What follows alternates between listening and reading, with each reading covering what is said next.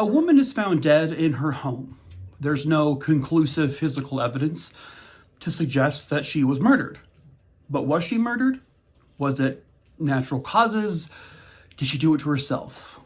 Hello, true crimerers. This is the case of Julie Jensen. Viewer discretion is advised.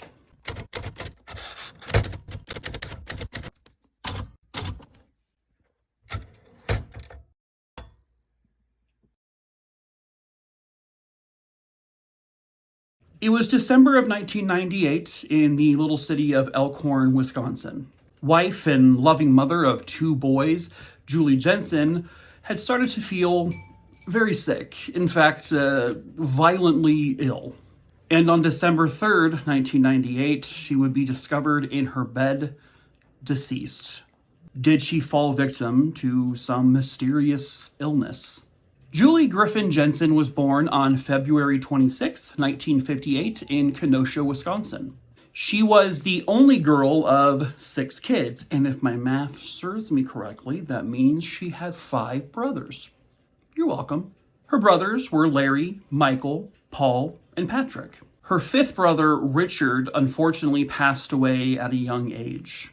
Julie would live most of her life in Kenosha. She graduated high school in 1976. She graduated high school with honors. She got nothing but straight A's throughout junior high and high school. Julie was musically talented. She picked up the accordion at a very young age and she mastered it. She also fell in love with playing the violin. She would sing with school choirs. She was described as having like a very gentle, easygoing, warm personality. She was a carefree person. She was also described as someone being quiet, but she also loved being around her friends. It is important to note that depression is something that ran in Julie's family. Julie herself would have bouts of depression throughout her life. In the late 70s, Julie was working at a Sears department store, and that is where she met a man by the name of Mark Jensen. He was also working at the Sears, and they quickly started to date. Julie had been attending the University of Wisconsin Parkside, and she was in the nursing program. And then she would end up transferring to the University of Wisconsin in Oshkosh. Bagosh, no, Mike. When she moved to Oshkosh for school, Mark went with her. Mark Jensen was also born in Kenosha, Wisconsin, and also spent the majority of his life there. After dating Julie for a while, the two would eventually get married, and then they would go on to have 2 kids. Their names were David and Douglas. Sometime around, or like after the wedding, Julie would end up dropping out of nursing school. And allegedly, according to Mark, this is because she fell into a deep depression and just sort of decided to stop going to school. Mark would eventually set up like a painting business where he would go around painting people's houses. And then Julie would sort of join him and they would paint houses together. After a while, Mark would become a stockbroker. And in 1998, he was hired on it at a brokerage firm to be an office manager. According to Mark, he alleges that he wanted to introduce Julie to all of his new coworkers. But according to him, she refused and said she did not want to get to know those people. To me, that seems a little out of her character, but unfortunately, she is no longer with us to defend that. Towards the very end of November of 1998, Julie began to fall ill. And not just like a cold or a flu, she became painfully, violently sick. This would make her bedridden until December 3rd of 1998. Mark went into the bedroom, allegedly, to check on her, and he noticed that she was not breathing. So they called an ambulance, and Julie would be pronounced dead there at the scene. It was pretty quickly ruled a self-unaliving. I don't know if I can say the actual word on YouTube. I don't know. But at any rate, the district attorney said he disagreed with that assessment. He just felt something was very off about this death. One of the reasons that he would later go on to say he felt off about it is because At Julie's funeral, Mark was laughing and smiling and goofing around with people at the funeral, just like literally feet from Julie's casket. To be fair, everyone does grieve in their own way. And also, this sort of reminds me of the Darlie Routier case, where she was caught on video spraying, silly string and laughing and having a great time at the gravestone of one of her dead sons after he was murdered. And a lot of people would look at this footage and go, oh, she's guilty, she killed him. But again, everyone grieves in very different ways. The human brain and, our psychology is a hell of a complex thing. So you may be wondering, what caused Julie's death? Well, originally that was very, very unclear. The coroner said there were absolutely no physical signs on her body that would indicate any kind of foul play. The coroner would say the autopsy showed nothing. Absolutely nothing. So did this illness kill her? Perhaps. But what was it? They did run a toxicology report, but that would take quite some time for it to eventually come back. Thank goodness they did that, though, because Mark Jensen decided to then, instead of bury Julie, he decided, I'm going to cremate her. And he did it. He had her cremated. This went against Julie's wishes because she wanted to be buried in the event of her passing. And it also went against her entire family's wishes. The whole side of that family knew very well, and it was their desire that she would be buried, that all of them would be, buried and not cremated. But Mark went against all of them and cremated her. Why? It's just a very dodgy thing to do. Very bold. Well, here's a reason possibly why. The toxicology report comes back a long time later, and they found something interesting. Julie's system had high doses of ethylene glycol, which to all of my fellow forensic files nuts out there, you may know is also known as antifreeze. To those unfamiliar with antifreeze, it is a very common household supply. It's for regulating the temperature of your car's engine. Probably the majority of households in this country, at least, have a bottle of antifreeze in their garage right now. It's typically a bright green liquid. It's odorless, and according to forensic files at least, it could potentially have a slightly sweet flavor. So if you were to pour some into a glass of like soda or a juice, you may not even be able to taste it. Which, by the way, do not do that. Do not ever put antifreeze into anyone's beverage. It is a poison to the human body. It is a lethal thing. To those who have survived attempted antifreeze poisonings, they would go on to say it's one of the most excruciatingly painful experiences you could ever go through. You become insanely, violently ill to the point where you just can't even move your body. For those who end up dying from this, it is a very slow and very, very painful way to die. It's not something that if a person was trying to end their own life, this is not something most people would attempt to do. And again, don't ever use antifreeze other than for your vehicle. That's it. If you are feeling in a bad place, if you are feeling potentially suicidal, please call the Suicide and Crisis Hotline here in the States. That number is 988. Or call the police if you need to. Please. Back to Julie. Police now have proof that there is a poison in Julie's body. But how that poison got to her body, well, that's the mystery. Yes, the Jensen house did have a partially emptied bottle of antifreeze in their garage. Which, if Julie is potentially doing this to herself over the course of a few days, she may not have really had the strength to then put it back in the garage. So the fact that the antifreeze bottle is in the garage doesn't prove that someone else in the household poisoned her with it. All that police know is that Julie Jensen was poisoned. By who? Who knows? And then the infamous letter surfaces. Sometime before her death, Julie would give her neighbors, who were also good friends of hers, a sealed envelope. And she told them, if anything happens to me, please give this to police. So, when this happened, the neighbors gave that sealed envelope to the police. It was a handwritten letter and also a photo, I believe, of a list that she found in Mark's possessions. The letter reads as this, and I'm going to read it because it's long. Pleasant Prairie Police Department, Ron Kosman or Detective Ratzenberg. I took this picture and am writing this on Saturday, 11/21/1998 at 7 a.m. This list was in my husband's business daily planner, not meant for me to see. I don't know what it means, but if anything happens to me, he would be my first suspect. Our relationship has deteriorated to the polite superficial.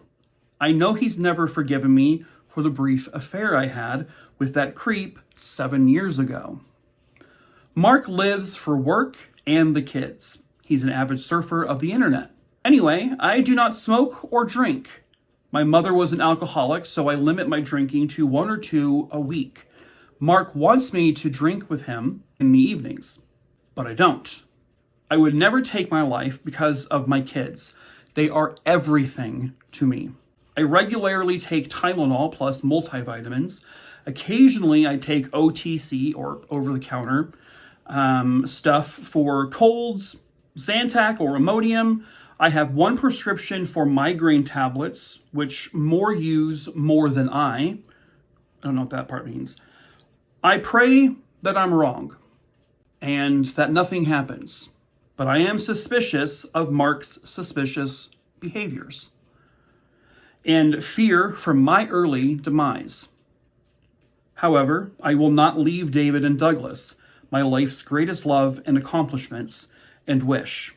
My 3 Ds, Daddy, Mark, David, and Douglas. Signed, Julie C. Jensen. Interesting. So in this letter, she admits to having an affair, and she also says that Mark was aware of this affair. Could be a possible motive, because she did say he never forgave her, but why wait 7 years?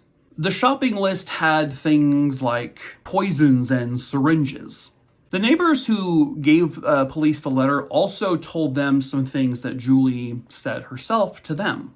Julie had confided in the neighbors that Mark wanted her to experiment sexually, and he wanted her to be more like the women who go to bars and strip clubs at 3 o'clock in the morning. But Julie was like, that's not me. That is not at all who I am. And then she said, I will not become that person.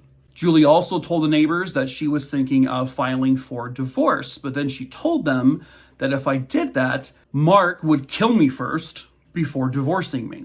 So at this point, we have a lot of incriminating statements from the deceased. Obviously, no one can question her. So, of course, police start looking into Mark. I mean, they're already looking into him. He is the husband, after all. And they find out that Mark himself was also smack dab in the middle of an affair that started well before Julie's death. They found numerous emails to a woman, and her name was Kelly Labonte. He would tell her in these emails how much he loved her, how much he wanted to be with her. The emails showed plans of how they were to sneak around. Okay, so now we have another possible motive to kill Julie. He wants to be with this other woman. But the problem is there is no physical evidence to show or prove that Mark physically served Julie glasses of drink that were spiked with antifreeze. There was no, they didn't have any glasses that they could test for traces of antifreeze that had Mark's fingerprints on them. But even if there was a glass with fingerprints on it, it's Mark's house. His fingerprints are on everything, right? Within a week of Julie's death, several neighbors in the neighborhood would tell police that this woman, Kelly, the woman he's having an affair with, well, she was just in and out of the house. And at one point within 2 weeks, it appeared that she was now staying there at the house. sleeping in the exact same bed that Mark shared with his wife and the same bed that Julie died in. Well, around 2002, police would put Mark under arrest, and they were going to charge him with murder. They believe that the letter written by Julie and the statements she made to neighbors were enough to convince a jury that he was guilty of her murder. When Mark was in jail, a prisoner by the name of Aaron Dillard would come forward to the prosecutors of Mark's case to share some information. Dillard would tell them that Mark confessed to him in their jail cell that Mark killed Julie. So at one point, the two of them started talking, and at first, Mark said, yeah, my wife Julie, she ended her own life. She poisoned herself, but they think I did it, and that's why I'm here. But then after, I guess, Dillard was trying to get more deep with him and just asked him more questions. According to him, Mark then slowly started to flip the story, and he would then say that, you know what, I put antifreeze in glasses of juice and I served them to Julie over a couple of days.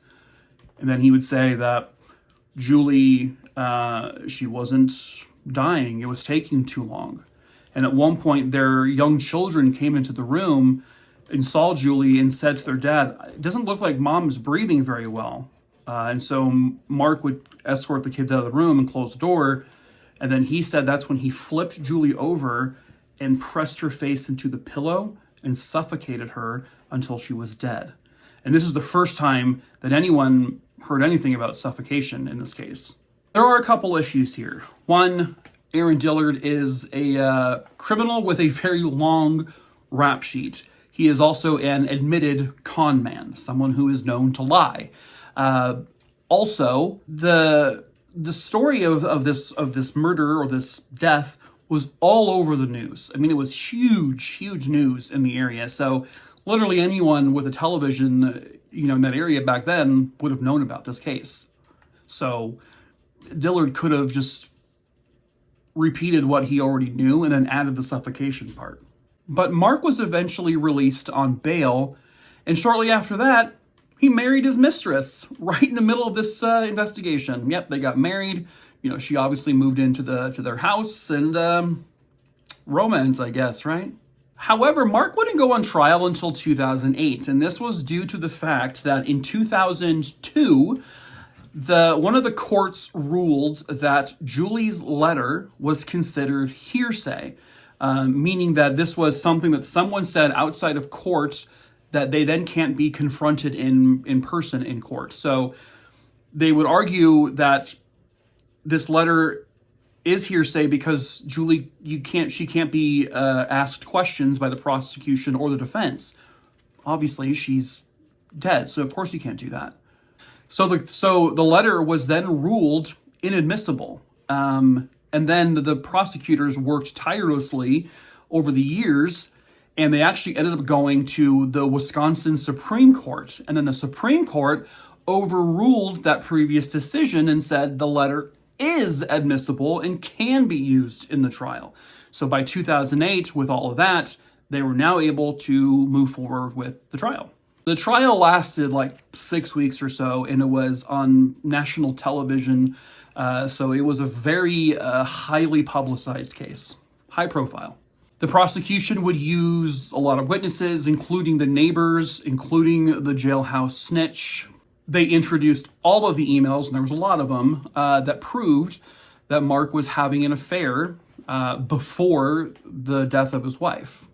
And then also, right as she died, and then that person would get married to him. So they, of course, introduced the shopping list that Julie had taken a picture of, and it had items on there like Librium, booze, razor blades, syringe, and drugs. They also show internet searches that were done on Mark's computer. The prosecution claimed that the searches would prove that Mark spent about 6 weeks plotting the murder of his wife. He searched things like botulism and physician-assisted suicide. They also found a number of searches with regards to antifreeze poisoning.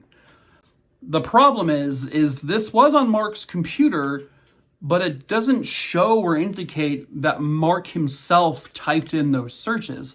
So it could have been anyone who technically typed in those words, including Julie. They couldn't prove who it was that typed them. But in the end, the jury did not believe that Julie did this to herself. They believed that this was murder. And they convicted Mark Jensen of the murder of Julie, and he would eventually be sentenced to life in prison without parole. And that is it for this story. Just kidding, no it's not. A little bit more to go.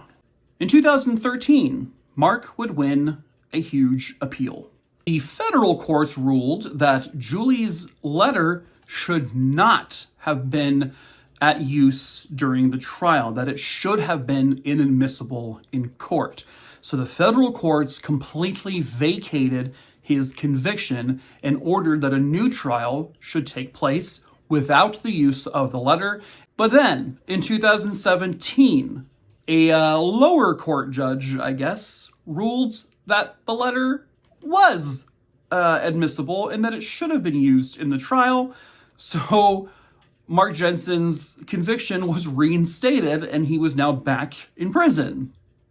But then, in 2021, the Wisconsin Supreme Court ruled that Mark Jensen does deserve a new trial and that the Julie letter is now inadmissible in court. So now they can't use it again. Keep in mind, this is the same Wisconsin Supreme Court that back around 2008 said, oh, this letter is admissible, so you can use it at trial. Make up your minds. I did a little digging though, and it appears that there was some new laws made about hearsay, which this letter technically would qualify as, and it could still apply. This new law could still apply to cases that have already been done. So Mark's conviction was once again vacated. He is now currently in jail awaiting a new trial still. His bond or his bail was set at $1.25 million. So yeah, he's still in jail. And it was actually just a week or two ago, around November 22nd, 2022, they would announce that his new trial was slated to start on January 9th, 2023. I don't know if it'll be televised, though, this time. Maybe. They did say this is going to be a very long trial, though, because they have 125 witnesses. Wow. But now the prosecution does not have the letter, and I believe they don't have the photo of the shopping list. So what do they have? They have internet searches that they can't definitively prove were done by Mark Jensen. They have the neighbors' statements about what Julie told them, but again, Julie can't be confronted about these statements, obviously. They do have concrete proof that Mark was having an affair well before this death happened, and that affair continued after the death. They do have the fact that he seemed jolly and smiley and laughy at her funeral. They do have the fact that despite her family's wishes, he cremated Julie's body without really asking them. Honestly, though, we just have to wait and see. See what happens. Me personally, and this is just a personal opinion, I lean more slightly on the side of he's guilty because I cannot see how any person would subject themselves to antifreeze poisoning to end their own life. Even if you're because some argued that, Julie was framing him, right? She wrote the letter suggesting poison. She told the neighbors about, Mark would kill me, and here's all the weird things Mark wants to do. She may have suggested all of that so that when she was found deceased with antifreeze in her body, obviously Mark did it. But why on earth would anyone want to go through that? I mean, even after a day or two of going through that excruciating, horrific pain, why would she continue to do it? Because she would have had to have continued to do it. And why? She absolutely adored her kids. And that was just, A fact that literally everyone could say, even on both sides, she loved her kids. They tried to use the fact that, Julie has depression. Okay. It doesn't necessarily prove that she would have antifreezed herself to death. Mark would say she's just following suit with her crazy family because her family did crazy things because they're all crazy and depressed. I just don't know why a person would subject themselves to absolute hell to frame their husband. And why? And why did Mark insist on having her cremated so quickly? Because once a body is cremated, there's nothing you can do. You can't test it. There's nothing, everything's gone. All the evidence that would have been in her body, gone. I'm trying to present this case as sort of a neutral, kind of down the middle type thing because that's what it looks like, right? It looks like, how do we know? How do we know what happened?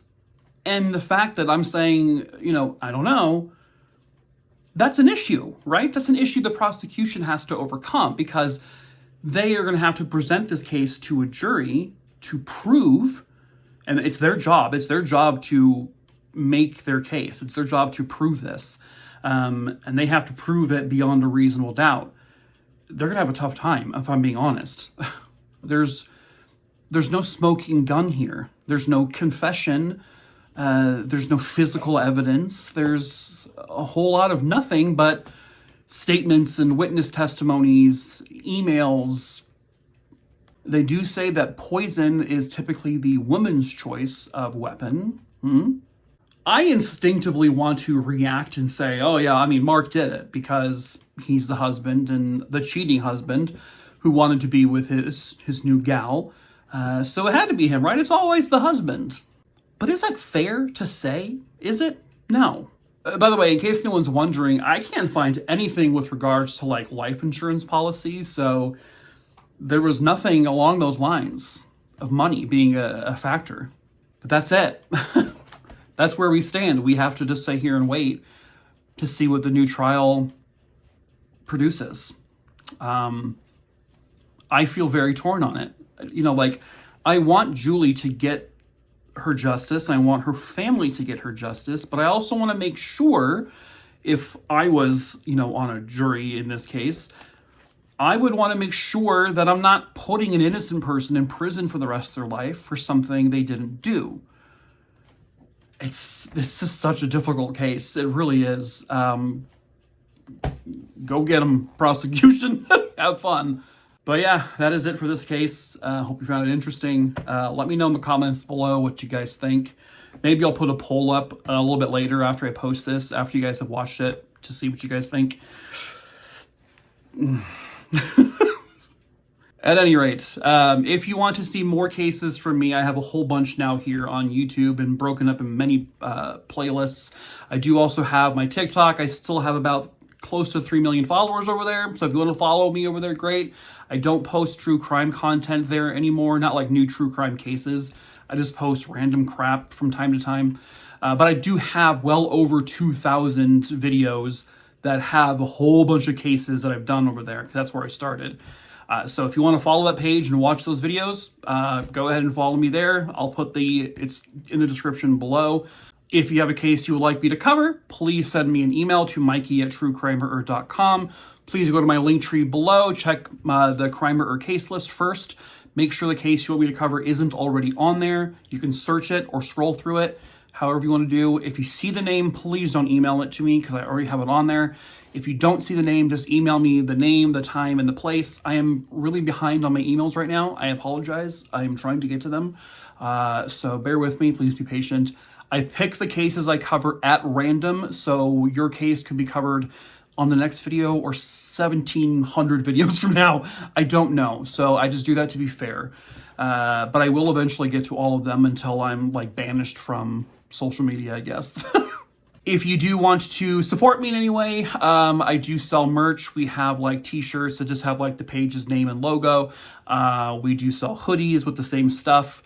We do have wine glasses. We have mugs, other things. We do ship internationally. Adam, who makes my merch himself, will ship to anywhere in the world. So yay.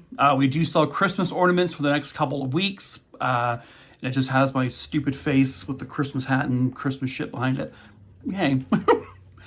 Lastly, if you have Discord and you want to join my Discord server, that's also in the link tree below. It's a very chill Discord. It is not a busy one like those gamey ones where it's just constantly going.